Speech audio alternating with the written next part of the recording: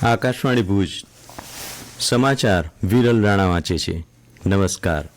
પૂર્વ પ્રધાનમંત્રી ડોક્ટર મનમોહનસિંહનું ગઈકાલે રાત્રે 92 વર્ષની વયે અવસાન થયું.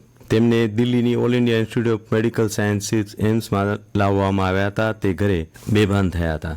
હોસ્પિટલની પ્રેસ રિલીફ અનુસાર તેમને ઇમરજન્સી વોર્ડમાં દાખલ કરવામાં હતા, જ્યાં તેમણે રાત્રે 9:51 વાગે અંતિમ શ્વાસ લીધા હતા. તેઓ લાંબા સમયથી બીમાર હતા. તેઓ 2004માં દેશના પ્રધાનમંત્રી બન્યા અને મે 2014 સુધી આ પદ પર 2 વખત સેવા આપી. અખંડ ભારતના પંજાબ પ્રાંતના એક ગામમાં 26 સપ્ટેમ્બર 1932માં રોજ જન્મેલા મનમોહનસિંહને ભારતીય રાજનીતિ અને આર્થિક સુધારામાં તેમણે કરેલા યોગદાન માટે યાદ રાખવામાં આવશે. 1971માં ડોક્ટર સિંહ ભારત સરકારમાં વાણિજ્ય મંત્રાલયના આર્થિક સલાહકાર પદે જોડાયા હતા. તે પછી તરત 1972માં તેમની નિમણૂક નાણાં મંત્રાલયના મુખ્ય આર્થિક સલાહકાર પદે થઈ હતી. ડોક્ટર મનમોહનસિંહ નાણાં મંત્રાલયના સચિવ, આયોજન પંચના ઉપાધ્યક્ષ, ભારતીય રિઝર્વ બેંકના ગવર્નર, પ્રધાનમંત્રીના સલાહકાર, યુજીસીના અધ્યક્ષ સહિતના મહત્વના પદ સંભાળી ચૂક્યા છે. 1991 થી 1996 વચ્ચેના 5 વર્ષ દરમિયાન તેમણે ભારતના નાણામંત્રી પદે સેવા આપી હતી. આર્થિક સુધારાઓની સર્વાંગી નીતિને અમલી બનાવવામાં રહેલી તેમની ભૂમિકાને સમગ્ર વિશ્વે પ્રશંસા કરી હતી. મનમોહનસિંહની રાજકીય કારકિર્દીની વાત કરીએ તો 1991 થી તેઓ રાજ્યસભાનું સભ્યપદ ધરાવે છે. 1998 અને 2004માં તેઓ રાજ્યસભામાં વિરોધ પક્ષના નેતાનું પદ પણ સંભાળ્યું હતું. વર્ષ 2004ની સામાન્ય ચૂંટણીઓ પછી 22મી મેના રોજ ડોક્ટર મનમોહનસિંહે પ્રધાનમંત્રી પદના શપથ લીધા હતા.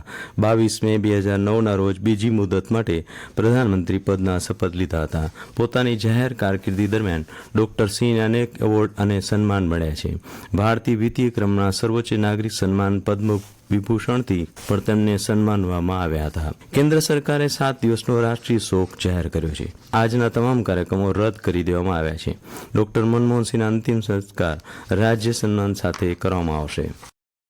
રાષ્ટ્રપતિ દ્રૌપદી મુર્મુએ સોશિયલ મીડિયા પર શોક વ્યક્ત કરતા જણાવ્યું કે પૂર્વ પ્રધાનમંત્રી ડોક્ટર મનમોહનસિંહ જેવા દુર્લભ રાજકારણીઓમાંના એક હતા, જેમણે શિક્ષણ અને વહીવટની દુનિયામાં સરળતા બનાવી રાખી હતી. રાષ્ટ્રપતિની તેમની સેવા, તેમના નિસ્સંક રાજકીય જીવન અને તેમની અત્યંત નમ્રતા માટે તેમને હંમેશા યાદ કરવામાં આવશે.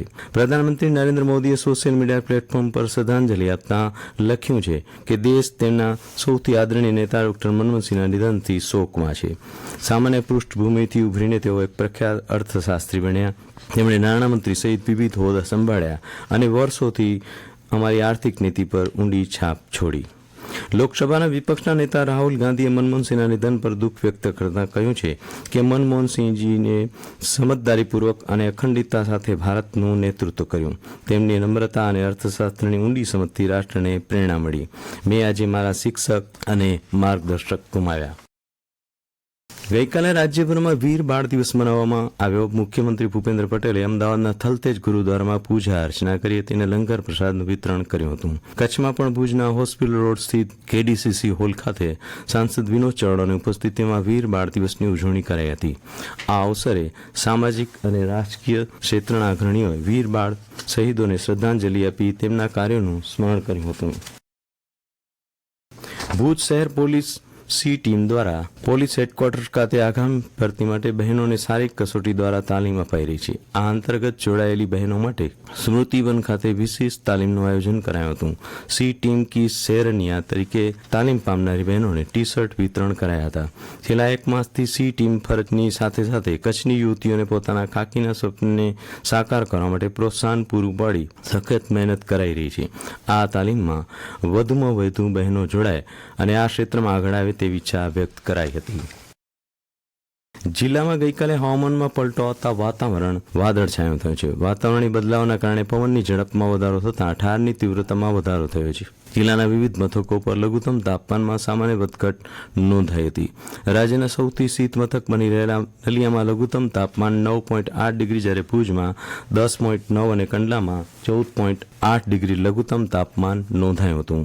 હવામાન વિભાગે 3 દિવસ કચ્છ સહિતના જિલ્લાઓમાં છૂટાછવાયા સ્થળોએ ગાજવીજ સાથે હળવાથી મધ્યમ વરસાદની આગાહી કરી છે.